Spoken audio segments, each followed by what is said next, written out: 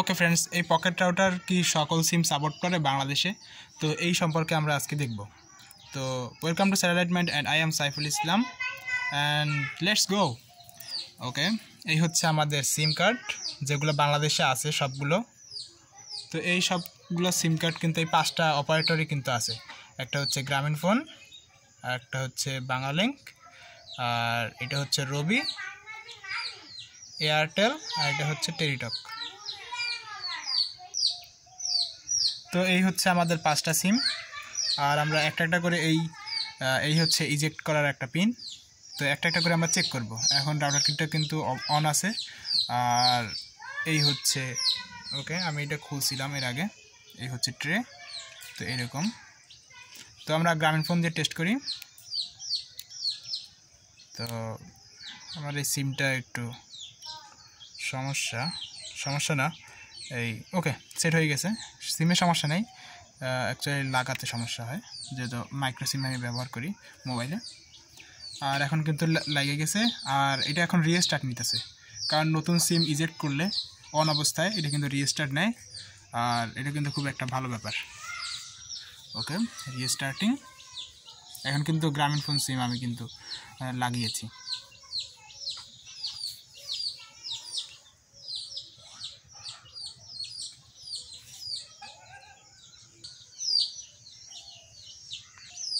ওকে, তো রাউটারটায় কিন্তু আমি সিম লাগিয়েছি, আর এখন আমরা চেক করব। আর এটা কিন্তু অন হয়ে গেছে 100%।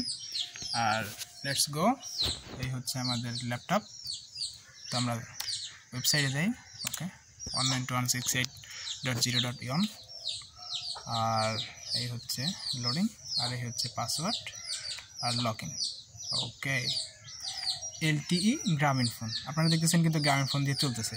ওকে, আমি নেটটা অন করি। নেটও কিন্তু অন হয়ে গেছে, আর আমার মনে হয় এমবি নাই, কিন্তু আপনারা দেখতে পাচ্ছেন কিন্তু এই সিম কিন্তু সাপোর্ট করতেছে, আর সিমটা কিন্তু চলতেছে। আর মেসেজ আসছে কয়টা দেখি, 4টা বাংলালিংক সিমের, আর এটা হচ্ছে কিন্তু জিপি সিমের 5 মিনিট 3 টাকা। আর এই অবস্থা। তো আমাদের কিন্তু গ্রামীণফোন সিম চলতেছে। ওকে, লেটস ফর নেক্সট ওয়ান। এখন আমরা দেখব বাংলালিংকের কী অবস্থা। তো আমরা ইজেক্ট করি। এই হচ্ছে ইজেক্ট এর পিন, এই আমরা ইজেক্ট করলাম। সিমটা রাখার জন্য চেষ্টা করতেছি, সিমটা করতেছে না। ওকে, এটা কিন্তু সাকসেসফুলি কানেক্ট হয়েছে গ্রামীণফোন। এখন হচ্ছে বাংলালিংকের অবস্থা। এটা কিন্তু বাংলালিংক সিম, আপনারা দেখতে পাচ্ছেন যে বাংলালিংক 4G রেডি। ওকে, এই আর এখন আমরা দেখব যে এটার কি অবস্থা।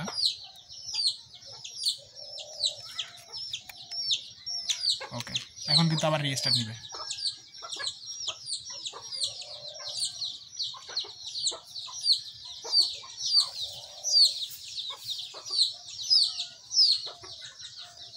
রিস্টার্টিং হচ্ছে। ওকে, একটু ধৈর্য সহকারে বসতে হবে। আর এই রাউটারের কিন্তু পুরো রিভিউ একটা আমি ভিডিওতে দিছি, আর ওই ভিডিওর কমেন্টে কিন্তু অনেকে কিন্তু কমেন্ট করছে যে এই সিম আমার সাপোর্ট করতেছে না, কানেক্ট হচ্ছে না। তো এই ব্যাপারে কিন্তু আজকে আমি এই ভিডিওটা কিন্তু মূল উদ্দেশ্যই হচ্ছে এইটা আপনাদের জন্য। তো কানেক্ট হয়ে গেছে, অ্যাকচুয়ালি অন হয়ে গেছে 100%। তো এখন আমরা দেখব ল্যাপটপে কী অবস্থা। এটা আমরা আবার রিলোড দিই একটা, যেহেতু নতুন সিম ইনসার্ট করছি আমরা। ওয়াইফাইটা বোধহয় বন্ধ হয়ে গেছে। ওকে, আবার নতুন করে কানেক্ট হইতেছে, আর কানেক্ট হয়ে গেছে। ওয়েবসাইটে ঢুকে গেছি। ওকে, পাসওয়ার্ড দিয়ে ঢুকে গেলাম, লগ ইন। ওকে, এই কিন্তু আপনারা দেখতেছেন যে LTE বাংলালিংক। আর এখানে যে নেটওয়ার্কটা অফ করতেছে ম্যানুয়ালি, যে আমার যে অন করা লাগতেছে, এইটা কিন্তু আমি অ্যাকচুয়ালি আমি নিজে এটা কিন্তু সেটিং করছি। এমনি কিন্তু সিম ঢুকানোর সাথে সাথে কিন্তু যে সময় ওয়াইফাইটা অন হয় সেই সময় কিন্তু এটা অটোমেটিকলি অন হয়ে যায়। আর এখন দেখতেছেন যে এটা কিন্তু ম্যানুয়ালি দেওয়া আছে, কারণ আমি ম্যানুয়ালি দিছি, কিন্তু ডিফল্টভাবে কিন্তু এটা অটোমেটিকলি অন হয় নেটওয়ার্ক। তো এর জন্য আপনাদেরকে চিন্তা করতে হবে না, সিম লাগালেই ইন্টারনেট স্টার্ট, আপনার মানে ব্রাউজিং করতে পারবেন। ওকে, এই হচ্ছে বাংলালিংক। আমি কিন্তু গ্রামীণ ফোন আর বাংলালিংক দুইটা সিম দিয়েই অলরেডি নেট চালাইছি। আর এখন দেখব নেক্সট ওয়ান রবিটা এখন আমরা চেক করব। তো আমরা আবার ইজেক্ট করি। তো এই হচ্ছে রবি সিম। তো রবি সিমটা লাগাইলাম আর এই ওকে। এখন কিন্তু আবার রিস্টার্ট নেবে। রিস্টার্ট কেন নিচ্ছে না, এই শুধু নেওয়ার কথা। ওকে, তো আমরা দেখি ওয়েবসাইটে লোড দেই, একটা reload. And Banglalink limited service, actually Banglalink disconnect হয়েছে, এর জন্যই বোধ হয়। আর এখানে কিন্তু ইনভ্যালিড সিম কার্ড। ওকে, আমরা রিট্রাই করি কী অবস্থা।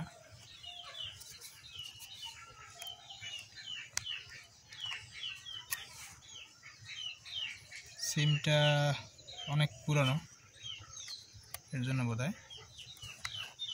ওকে, এখন কিন্তু রিস্টার্ট নিতেছে।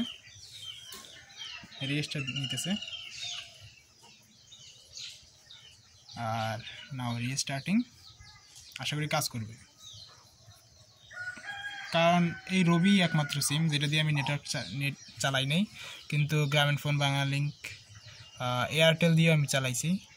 আর রবি আর টেলিটক এই দুইটা দিয়ে চালানো হয় নাই, কারণ নেটই মানে এমবি কেনা হয় নাই, এর জন্য। অ্যাকচুয়ালি অফারই পাইনি সেরকম। অন্যান্য সিমগুলো যেরকম অফার পাইছিলাম, এগুলোই হয়তো অফারটা আছে, কিন্তু আমি চেক করি নাই। আমার মোবাইল একটা, কিন্তু সিম অনেকগুলো, এর জন্য। তো এই হচ্ছে অবস্থা। এই কিন্তু দেখতেছেন যে ইন্টারনেটও কিন্তু চালু হয়ে গেছে আশা করি। ওকে, আমরা রিলোড দিই একটা। নো ইন্টারনেট, মানে এখন আবার নতুন করে কানেক্ট হচ্ছে।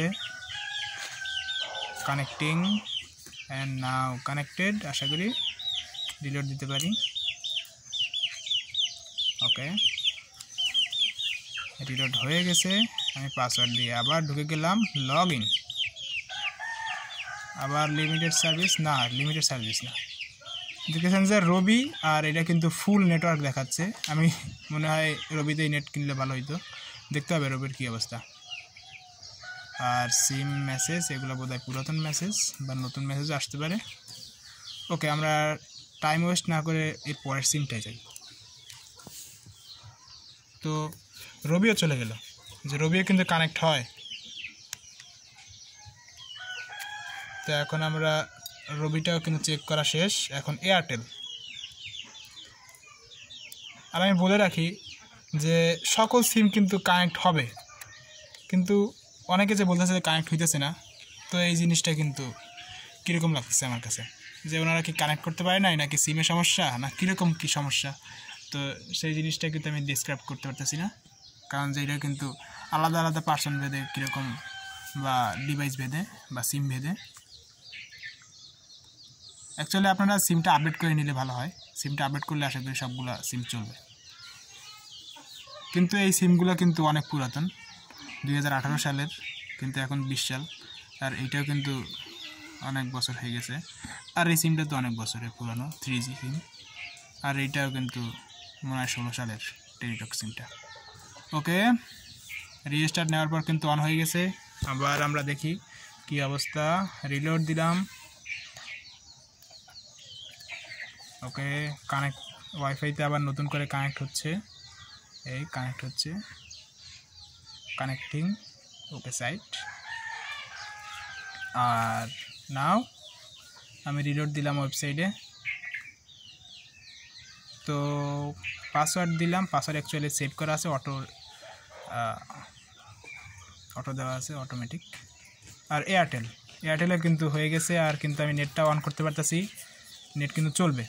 ঠিক আছে, এই কিন্তু আমার নেটওয়ার্কের সাথে কিন্তু কানেক্টিং হচ্ছে।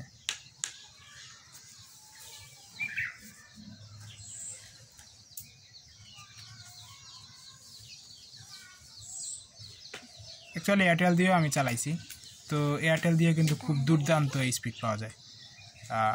10 GB ফাইল কিন্তু রাত 10টা অ্যাকচুয়ালি রাত 3টা 4টার দিকে বা 1টা 2টার দিকে কিন্তু 10 GB ফাইল কিন্তু 20-30 মিনিটেই কিন্তু ডাউনলোড হয়ে যায়। এটাও কিন্তু 4G। ওকে, তো দেখি এর পরের এই লাস্ট ওয়ান। তো আমাদের কিন্তু সবগুলো সিম সেভ করা হয়ে গেছে। এখন দেখি টেলিটকের কী অবস্থা। যদি আমরা জানি যে টেলিটক একমাত্র সিম যেটা একটু সব মানে অফারগুলো একটু খুব ভালো দেয়। ওকে, এখন টেলিটকের পালা। টেলিটকটা আমি এই ঢুকে নিলাম, আবার প্রবেশ করালাম। এখন এটা রিস্টার্ট নিতেছে, নাও রিস্টার্টিং। আর রিস্টার্ট নেওয়ার সিম প্রবেশ করানোর সাথে সাথে কিন্তু মনে করেন যে সময় রিস্টার্ট নেয় তার আগেই কিন্তু এই পেজটা চলে আসে যে নো সিম কার্ড আর সিম কার্ড ইনভ্যালিড। আর এটা হচ্ছে ইনভ্যালিড সিম কার্ডের একটা লোগো, লাল বাতি দেওয়া। আর এটা হচ্ছে কানেকশন স্ট্যাটাস নাই, এইটা কিন্তু হোম পেজ। এখন দেখি, ওকে এটা কিন্তু কানেক্ট হয়ে গেছে। এখন আমরা যাই, কি অবস্থা, আবার লোড নেই। ওকে, ওয়াইফাইতে আবার নতুন করে কানেক্ট নিতেছে। এবার আমরা ওখানে টিপ দিব না, কারণ বারবার টিপ দিতে কীরকম লাগে। অটোমেটিক হোক, অটোমেটিকই হচ্ছে না নাকি দেখি একবার। ওকে, আবার রিলোড দিলাম অ্যান্ড দেন পাসওয়ার্ড দিয়ে ঢুকে গেলাম। ওকে, টেলিটক 3G, আমার টেলিটকটা কিন্তু 3G। আর এটা কিন্তু 2016 সালের সিম। আমি যে সময় প্রথম মানে ফার্স্ট ইয়ারে বোধ হয় এইচএসসি মানে ইন্টার ফার্স্ট ইয়ারের সময় এটা। আর এই হচ্ছে অবস্থা, এই হচ্ছে সিম কার্ড, IMEI আর wifi coverage short range mode. তো এই হচ্ছে অবস্থা। আর আশা করি ভালো লাগছে আপনাদের, কারণ যে সবগুলো সিমই কিন্তু সাপোর্ট করে। তো যেহেতু অনেকে বলছে যে সিম সাপোর্ট করে না, রবি সিম সাপোর্ট করে না, বা এটা শুধু গ্রামীণ ফোন সিম সাপোর্ট করে, এটা কিন্তু আসলে সত্য না। এগুলো কিন্তু সবগুলো সিম সাপোর্ট করে। এটা কিন্তু পকেট রাউটার, আপনাদের বুঝতে হবে এটা পকেট রাউটার। এটা সব সিমই সাপোর্ট করবে। এমনকি আপনি যদি বিদেশেও যান তো সেই ক্ষেত্রে সেই দেশের যে সিমগুলো আছে সেগুলো সাপোর্ট করবে। এই রাউটারের কাজই হচ্ছে যে সিম কার্ড ইনসার্ট করা এবং ওইটাকে ইন্টারনেট কানেকশন তৈরি করে একটা কভারেজ তৈরি করা। ওই কভারেজে ওয়াইফাই ডিভাইস চালাতে পারবে ওই এরিয়ার মধ্যে। আর এটা কিন্তু অনেক ভালো কাজ করে রাউটারটা। তো ওয়াইফাইয়ের সেটিং আছে, তো সেটিংগুলো দেখে নেবেন, অ্যাডভান্সড সেটিং। এই হচ্ছে অবস্থা। আর নিচের দিকে এখানে কিন্তু ওকে, এটা অ্যাডভান্সড সেটিং, হয়তো বা ভালো মতো লোড নেয়নি এর জন্য বোধহয়। আর যাই হোক, এগুলো আপনারা চেক করলে বুঝতে পারবেন, বা আমি যে ভিডিওটা দিছি উপরের আই বাটনে ক্লিক করুন, তো দেখতে পারবেন ভিডিওটা। আর আশা করি ভালো লাগছে। তো ভালো থাকবেন, থ্যাঙ্কস ফর ওয়াচিং, সুস্থ থাকুন, ভালো থাকুন, সবাইকে ধন্যবাদ দেখার জন্য।